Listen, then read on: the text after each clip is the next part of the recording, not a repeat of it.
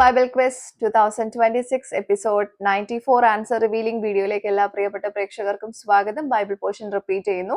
2 ദിനവൃത്താന്തം 6 മുതൽ 9 വരെ, അപ്പോസ്തല പ്രവൃത്തികൾ 5-ാം അധ്യായം. ഇതാണ് പോർഷൻസ് കേട്ടോ.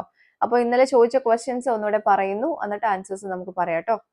ആദ്യത്തെ ചോദ്യം ഇതായിരുന്നു: ശലോമോൻ രാജാവ് ഒരു വൃക്ഷത്തിൽ നിന്ന് നിർമ്മിച്ച 3 ഉപകരണങ്ങളേവ. വൃക്ഷം ഏത്? ഇതായിരുന്നു ചോദ്യം. ഉത്തരം: അഴികൾ, കിന്നരങ്ങൾ, വീണകൾ. വൃക്ഷം ചന്ദനമരം. 2 ദിനവൃത്താന്തം 9-ാം അധ്യായം അതിന്റെ 11-ാമത്തെ വാക്യത്തിലാണ് ഈ ഉത്തരം നമുക്ക് കാണാൻ പറ്റുന്നത്. ഓക്കെ.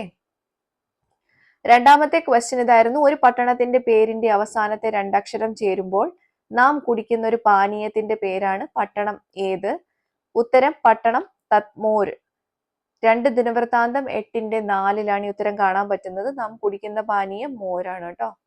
മൂന്നാമത്തെ ക്വസ്റ്റ്യൻ: അനന്യാസിന്റെയും സഫീരയുടെയും മരണവാർത്ത കേട്ടവർക്കുണ്ടായത് എന്ത്? ഇതായിരുന്നു ചോദ്യം. ഉത്തരം: മഹാഭയം. അപ്പോസ്തല പ്രവർത്തികൾ 5-ന്റെ 5-11 വാക്യങ്ങളിലാണ് ഈ ഉത്തരം നമുക്ക് കാണാൻ പറ്റുന്നത്. നാലാമത്തെ ചോദ്യം: ശലോമോൻ രാജാവിന് 200 വൻപരിച നിർമ്മിക്കുവാൻ എത്ര ഷേക്കേൽ പൊൻപലക ചെലവായി? ഉത്തരം: 1,20,000 ഷേക്കേൽ പൊൻപലക.